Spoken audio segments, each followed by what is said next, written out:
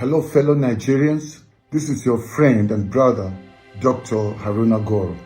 Now, I don't know whether to say I'm happy or to say I'm sad because of what is about to happen in Nigeria. You will notice today that I'm speaking in low tone because of the way I feel about what is happening in our nation. And that's why I will really plead with you to patiently watch this broadcast up to the end. 25th of February was the day that democracy was stripped completely naked, rendered useless and ineffective. I don't know why we are still saying that we are running a democracy.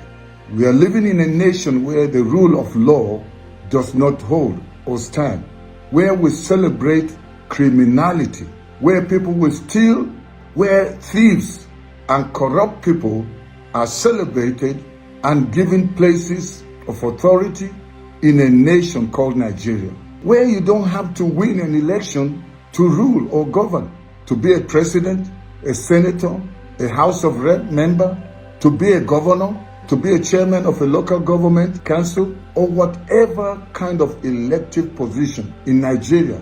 One would think that in this 21st century, that people should be advancing, not going backward. But it is so sad that in our nation, Nigeria, the opposite is the case. Our nation is not going forward. We are obviously going backward. On the 25th of February, many Nigerians in millions went out to vote, and their vote was a vote for change. They were tired of corruption, insecurity, nepotism, and every evil that has befallen the nation. Especially the young people, they went out in their millions. And in the history of Nigeria, this was the first time that we saw this kind of mass mobilization among the young people. But the establishment were at it again. They were not going to let go of their grip on power, because with the power comes the money. 25th of February was when democracy in Nigeria was publicly raped.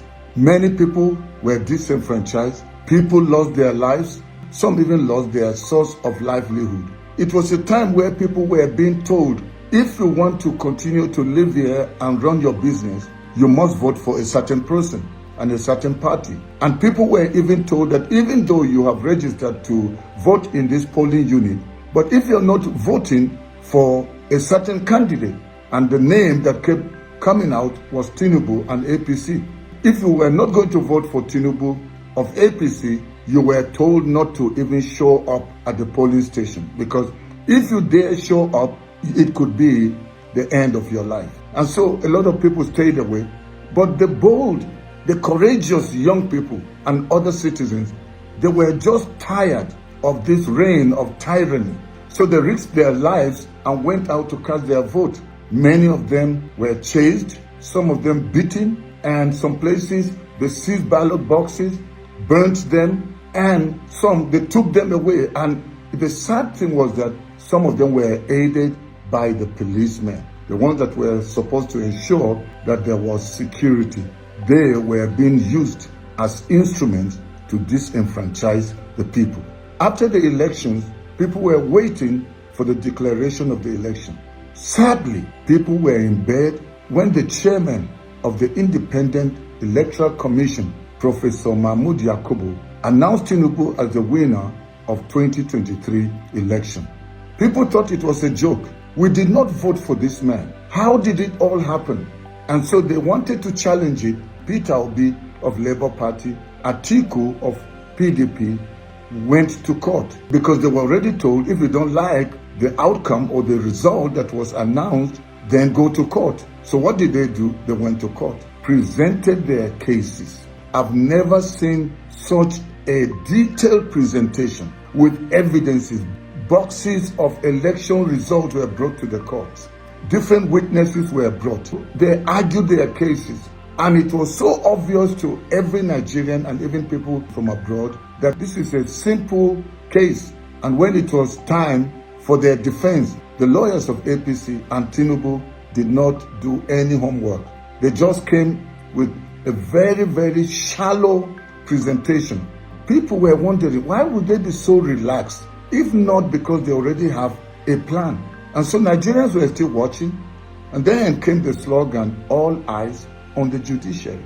All eyes on the judiciary. And people were all saying we want the judiciary for once to do the right thing. And so we all waited and waited and waited to see what will happen. Billboards were erected. Songs were written and sang. Different people came up with hashtag, all eyes on the judiciary, thinking that that will help touch the judiciary to ensure that there is justice. And so Nigerians kept waiting, when will the judgment be?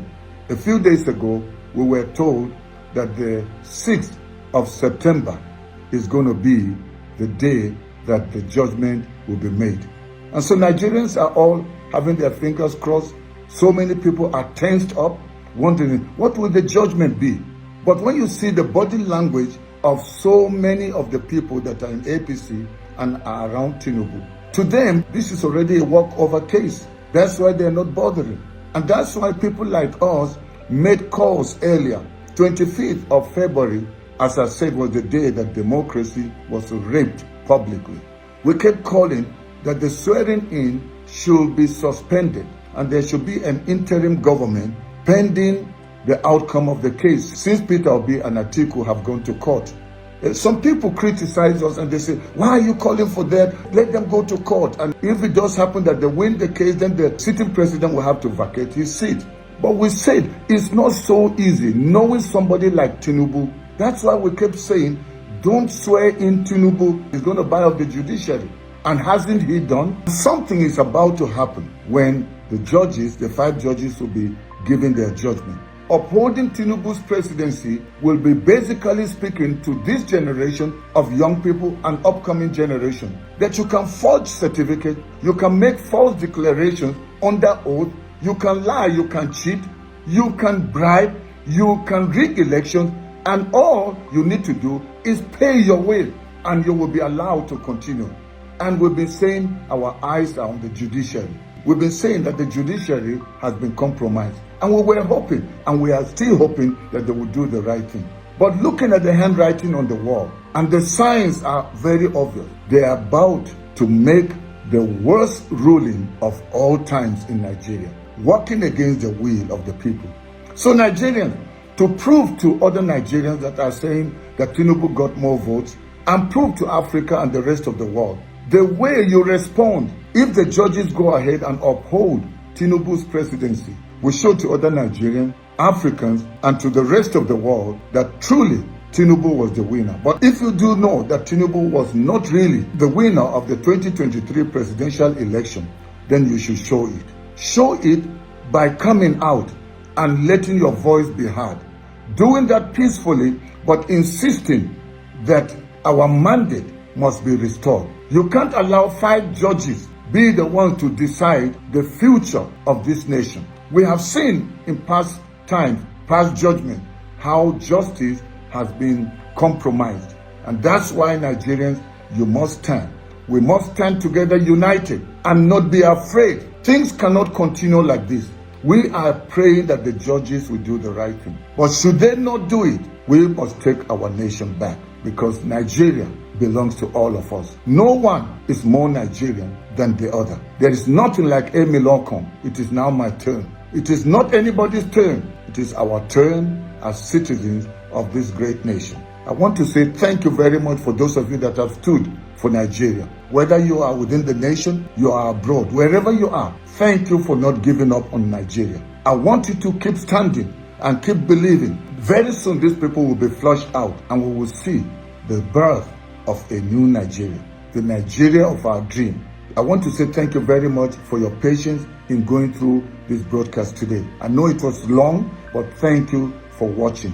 I would really be happy, and I plead with you to please share it with as many people as you can. You can even download it, compress it, and share it with as many Nigerians as you can. In fact, even to some of your friends that may not be Nigerian, it's important that they know what has happened, what is happening, or what is about to happen in Nigeria. And we need their support wherever they are. So I want to say thank you for watching. I also want you to subscribe to my channel if you have not already done so. Like this broadcast. When you do that, it will be recommended to more people to watch. I want to say again, thank you, thank you. May God bless you, and may God bless the Federal Republic of Nigeria. Once again, I'm your friend and brother, Dr. Haruna Goro. Bye-bye for now.